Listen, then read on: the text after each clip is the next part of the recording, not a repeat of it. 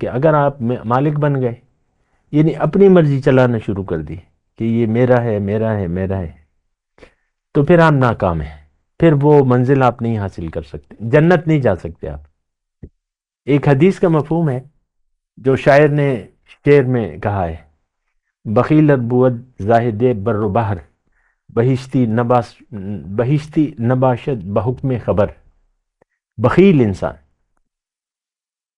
اگر یہ خشکی اور تری بھر دے سجدوں سے، لیکن جنت میں نہیں جا سکتا اگر اس کو پتا ہو حکم کا۔ حکم کیا ہے؟ خرچ کرو۔ اللہ اکبر اللہ اکبر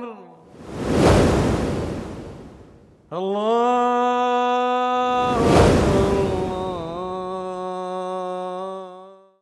اللهم صل على سيدنا محمد وعلى آل سيدنا محمد بعدد كل ذرة مئة ألف ألف مرة۔ سامعین و ناظرین کرام، السلام علیکم ورحمۃ اللہ وبرکاتہ۔ آج کا ہمارا موضوع اللہ کی راہ میں خرچ آخر کیوں۔ دیکھیں، یہ ایک بہت اہم موضوع ہے اور اس کی حقیقت کو سمجھنا چاہیے، اور ایک اصولی بات اور بنیادی بات، اور باتیں تو ساری بنیادی ہیں، اور ایک چیز کی جڑ کو آپ سے سمجھیں تو پھر مشکل نہیں ہوتی۔ جڑ تو چھپی بھی ہوتی ہے، اور جو نظر آ رہا ہے وہ الگ چیز ہوتی ہے، جڑ چھپی ہوئی ہوتی ہے۔ تو اس کی ایک جڑ ہے انسان۔ ایک جملہ میں آپ کو کہوں کہ انسان کو اللہ تعالیٰ نے کچھ نوازا ہے، اختیار دیا ہے، مال و جان کے خرچ کرنے کا اختیار دیا ہے، اور اس میں ہی اس کی آزمائش ہے۔ یعنی اگر یہ اختیار آپ اپنے ہاتھ میں لے لیتے ہیں، اپنی مرضی سے زندگی گزارتے ہیں، مال و جان میں اپنا تصرف کرتے ہیں، اپنے آپ کو مالک سمجھتے ہیں، تو آپ ناکام انسان ہیں۔ لیکن اگر یہی مال و جان آپ مان لیں کہ یہ اللہ ہی کا ہے سب کچھ، اور اللہ کو مالک سمجھ لیں، اور پھر اللہ کی مرضی سے خرچ کریں، اللہ کے لیے خرچ کریں، اس میں پھر تفصیلات ہیں، اس کی میں بتا دوں گا۔ لیکن اگر میں یہ کہہ رہا ہوں کہ اگر آپ اس مال و جان کو اللہ کا سمجھ لیں، اور وہ ہے بھی اللہ کا ہے۔ جان کس کی دی ہوئی ہے؟ اللہ کی ہے۔ مال کس نے دیا ہے؟ اللہ نے دیا ہے۔ سب کچھ جو ہے، ہر چیز کا مالک اصل اللہ ہے، اور اس نے یعنی ہمارے لیے ہمیں ہمارے اختیار میں دے دیا ہے مال و جان۔ یہ مال و جان جو ہے قرآن میں استعمال ہوا ہے، تو اس لیے میں مال و جان میں پھر سب کچھ آ جاتا ہے نا۔ وہ جیسے کہ ایک آیت بھی میں سنا دوں، هل ادلکم علی تجارت تنجیکم من عذاب علیم۔ اللہ تعالیٰ نے فرمایا کہ کیا میں تمہیں ایسی تجارت نہ بتاؤں جو تمہیں عذاب علیم سے نجات دے دے۔ تو کیا ہے ایسی تجارت؟ تؤمنون باللہ ورسولہ، یقین کر لو اللہ پہ اور اس کے رسول پہ، وتجاہدون فی سبیل اللہ باموالکم وانفسکم، اور اللہ کی راہ میں محنت کرو، جہاد کرو، کوشش کرو اپنے مال سے اور جان سے۔ ذالکم خیر لکم ان کنتم تعلمون، یہ بہتر ہے اگر تم جانو۔ ہوگا کیا؟ یغفر لکم ذنوبکم، تمہاری خطاؤں کو اللہ تعالیٰ معاف کر دے گا۔ اگر تم ایسا کرو گے، تمہاری خطاؤں کو خطا ہوتی ہے، خطاؤں کو معاف کر دے گا۔ ویدخلکم جنات تجری من تحتها الانہار، اور تمہیں ایسی جنتوں میں داخل کرے گا جس کی نیچے نہریں بہ رہی ہوں گی۔ وَمَسَاكِنَ طَيِّبَةً فِي جَنَّاتِ عَدْنٍ، اور جنت میں اعلیٰ مکانات تمہیں ملیں گے دائمی جنت۔ ذَلِكَ هُوَ الْفَوْزُ الْعَظِيمُ، یہ بڑی کامیابی ہے۔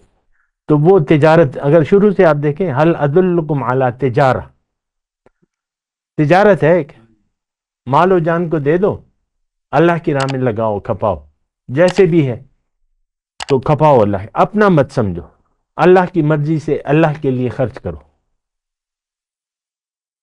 تو اس کی پھر تفصیلات ہیں، لیکن یہ ہے کہ یہ جنت کا سودا اللہ تعالیٰ نے قرار دیا۔ تجارت ہے ایک، مال و جان کو اللہ کی راہ میں کھپاؤ، اپنا مت سمجھو، میرا مال ہے، میں بتاؤں گا کہاں خرچ کرو۔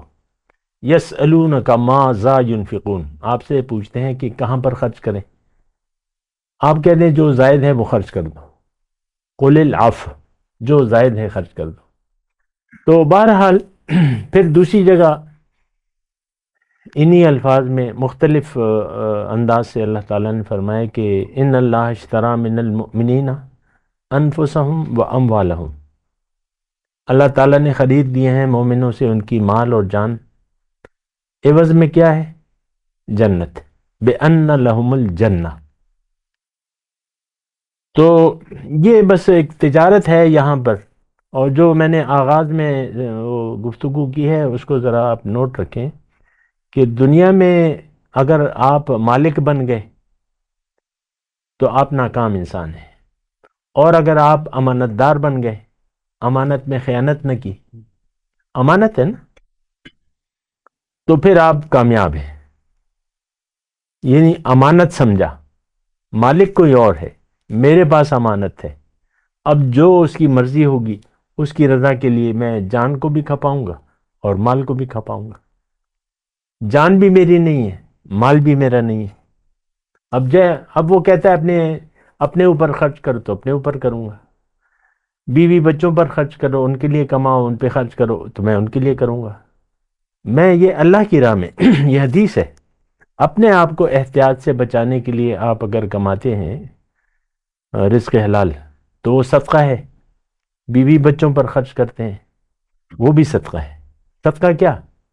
وہی صدقہ آ گیا نا، ہدیہ تو صدقہ ہے اللہ کی راہ میں، یہ کیونکہ یہ تو امانتیں ہیں، آپ اپنے اوپر خرچ نہیں کریں گے یا بیوی بچوں پر تو کیا بھوکے مریں گے وہ، یا کنجوسی کریں گے؟ بھئی لگاؤ، کھاؤ پیو، صحت بناؤ، اچھا غذا کھاؤ، اچھی وہ کرو۔ تو یہ پھر میں وہ نقطہ بیان کروں، دنیا میں جو کچھ بھی ہے یہ ایک کامیابی کا زینہ رکھا ہے، ایک طریقہ کار ہے، اور اس کا مختصر الفاظ میں یہ ہے کہ اگر آپ مالک بن گئے، یعنی اپنی مرضی چلانا شروع کر دی کہ یہ میرا ہے میرا ہے میرا ہے، تو پھر آپ ناکام ہیں، پھر وہ منزل آپ نہیں حاصل کر سکتے، جنت نہیں جا سکتے آپ۔ ایک حدیث کا مفہوم ہے جو شاعر نے شعر میں کہا ہے، بخیل بود زاہد بر و بحر، بہشتی نباشد بحکم خبر۔ بخیل انسان اگر یہ خشکی اور تری بھر دے سجدوں سے، لیکن جنت میں نہیں جا سکتا اگر اس کو پتہ ہو حکم کا۔ حکم کیا ہے؟ خرچ کرو، کس کو؟ مال کو بھی اور جان کو بھی، اپنا مت سمجھو۔ دیکھیں یہ مشکل بات نہیں ہے، آسان بات ہے، مال اور جان کا مالک اللہ ہے، اس پہ آپ بات کر لیں، کہہ دیں کہ نہیں میں ہوں، میں نے اپنے آپ کو پیدا کیا ہے، میں خود بخود بن گیا یا یہ کہہ دیں کہ مال، یہ رزق میں نے کمایا ہے، میرا ہے، میری تدبیر، یہ کہہ دیں تو پھر یہ دونوں باتیں غلط ہیں۔ اصل مالک اللہ ہے، ہر چیز کا مالک اللہ ہے، اور ہر چیز، اس میں تو کوئی بات ہے ہی نہیں، یہ تو ہم تھوڑی دیر یعنی امتحان ہے بس ہمارا۔ تو مال و جان کو آپ نے مالک سمجھ لیا تو آپ ناکام ہیں، اس کو امانت سمجھ لیا اور وہ تو پھر آپ کامیاب ہیں۔ اور وہ آیت میں آپ کے سامنے پیش کروں گا، اِنَّا عَرَضْنَا الْأَمَانَةَ عَلَى السَّمَاوَاتِ وَالْأَرْضِ فَأَبَيْنَ أَن يَحْمِلْنَهَا وَأَشْفَقْنَ مِنْهَا وَحَمَلَهَا الْإِنسَانُ۔ یہ امانت کہ بھئی میں تمہیں مالک بنا رہا ہوں، امانت دے رہا ہوں، اپنی مرضی چلاؤ، تو یہی ہے، تم کر سکتے ہو جو مرضی آئے کرو، اختیار ہے، لیکن اگر تم نے اپنا اختیار استعمال کر لیا تو تم ناکام ہو گئے، یعنی مالک بن گئے۔ امانت ہے، اِنَّا عَرَضْنَا الْأَمَانَةَ عَلَى السَّمَاوَاتِ وَالْأَرْضِ، میں نے امانت کو آسمان اور زمین پر پیش کیا اور پہاڑوں پر، تو وہ ڈر گئے، قبول نہیں کیا، انکار کر دیا، انسان نے اس کو اٹھا لیا، اس میں صلاحیت تھی اللہ تعالیٰ کی طرف سے۔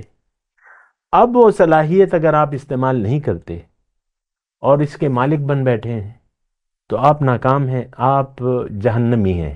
آسان زیادہ میں کہہ رہا ہوں، ذہن پہ زور نہ ڈالیں نا کہ بھئی نقصان ہو گئے تو کیا ہوگا؟ جہنم ہے. اور اگر امانت یقین کر لیا، دیکھیں ایک جاننا ہے اور ایک ماننا ہے. یقین کر لیا اور امانت، ہر چیز امانت، مال اولاد یہ ساری کچھ جو بھی ہے، آپ کی حیثیت ہے، آپ ہیں، آپ کی حیثیت ہے، جو کافی چیزیں آ جاتی ہیں. تو امانت سمجھا اور پھر مالک کو سے پوچھ کر خرچ کیا، اور مالک کے لیے خرچ کیا، مالک کو راضی کرنے کے لیے خرچ کیا. صحابہ کرام کہتے تھے نا حضور سے، فدا کا امی و ابی، تو وہ کوئی مذاق تو نہیں کرتے تھے. حضرت ابوبکر صدیق کا بیٹا میرے خیال سے جنگ بدر میں کافروں مشرکوں کی طرف سے آیا تھا، تو پھر بعد میں جب وہ مسلمان ہو گئے، اچھے درجے کے تھے، تو انہوں نے کہا کہ ابا بدر میں آپ میرے سامنے تھے، میرے نشانے پر تھے، میں نے آپ پہ وار نہیں کیا، تیر نہیں چلایا، جو بھی ہے، کیونکہ تیر بھی ہوتے تھے. تو حضرت ابوبکر نے کیا کہا، تم نے تو مجھے معاف کر دیا، لیکن اگر میرے نشانے پر تم ہوتے تو اللہ کی قسم ہے تمہیں بخشتا نہیں. یہ ہوتی ہے امانت. اب اللہ کی راہ میں جنگ ہے تو بیٹا کیا، مال کیا، یہ کیا، وہ کیا. تو فدا کا امی و ابی میں آپ کو کہہ رہا ہوں. وآخر دعوانا الحمدللہ رب العالمین. مولاي صل وسلم دائما ابدا على حبيبك خير الخلق كلهم